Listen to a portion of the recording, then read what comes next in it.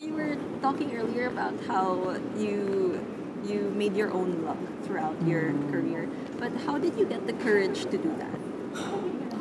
Oh, maybe it stemmed from this incident with my father in the pier.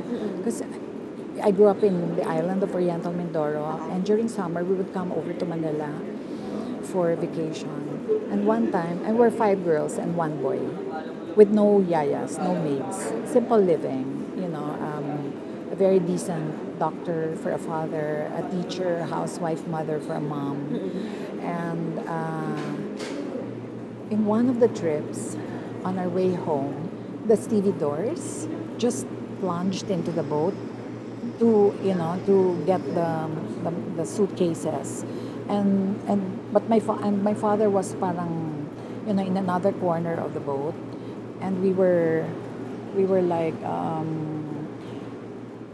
my siblings and I started screaming because of all the burly looking guys and who wanted to pick up a suitcase or two.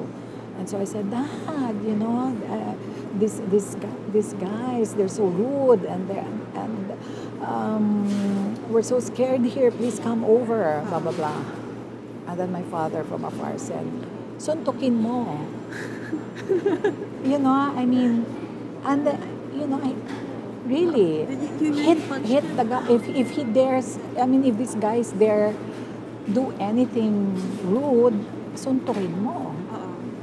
And when we got home, of course they didn't naman, Okay. diba? But when Okay. we got home, my father sat us down, all of us, and told us, I will not be around for you all my life. And you're girls. And therefore, you have to learn to fend for yourself. And learn not to depend on any man for your well-being and for your sense of independence. So believe in yourself and learn to fend for yourself. And to this day, see, I say it with passion. So you're asking me where my courage is coming from that moment, that incident. When my father said, "Suntukin mo!" What would you say was your lowest point, and how did you overcome it? My lowest point was when, as head of the entertainment division of ABS-CBN, our ratings dropped in Mega Manila. We were number one for 17 years and we dropped to number two. And I felt the whole world rejected me. I mean, the rejection of Channel 2 was parang a rejection of my person. I really took it hard. I took it personally, and I had to quit work for a while and really get my bearings back. And I did an inward journey where I stopped looking at the world. I stopped pointing fingers at anyone and just looked at myself and grappled with my own demons. Yeah. So that was the lowest point, but that was also the most liberating moment for my person, for my being. Yeah.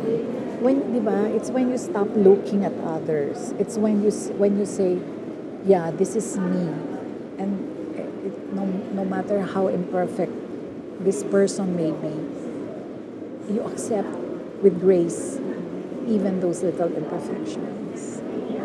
And for young men and women who are going through maybe the same thing, what advice would you give to them? Don't run away from your truth. Face up to your truths, no matter how ugly, no matter how painful, no matter how hurting it may be. That's the only way we grow up. That's the only way we're gonna grow up. Kasi when we're young, di ba? Yeah. There's a tendency, ay, hindi ko kasalanan yan ha. Siya yan eh.